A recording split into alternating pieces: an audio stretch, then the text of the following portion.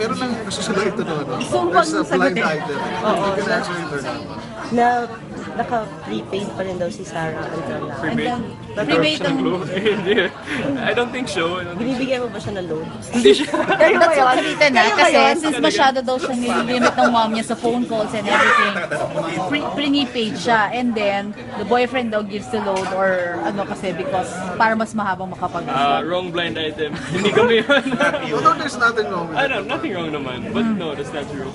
Pero hindi kayo nililimit ng parents niya sa community niya, like talking to each other or... She's 26 and 24, we're adults. So, yun. So Diba? as much time as ano pinapayagan niya kayo mag-usap. Kasi yun na lang ang chance, di ba? Oo naman. Kasi hindi kayo madalas magkita. Oo naman. Yeah, busy kami dalawa. Mag-schedule ka ba ng date para mag-try ng secret? Yeah, we'll see. Yeah, dapat lang. Tingnan natin. Tingnan natin. I think that's how intense the interest is. Ano? Kaya pati pasa. Oo. Oo nga eh. Napasa loan. Yeah, but if it was true, I would say it was true. But no, it's not true. Hindi naman. Hindi ito.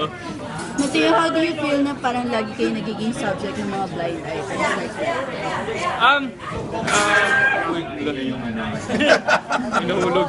Okay. Wala naman. They can make blind items, but if it's true, ma-affect tayo. If it's not, wala, di ba? Is it not napag-usapan ng Sarah yung blind items? Hindi naman masyado. Hindi naman masyado eh.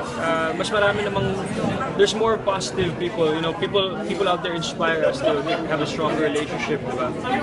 Mas maraming positibo kaysa sa negatibo, di ba? So, always good vibes, di ba?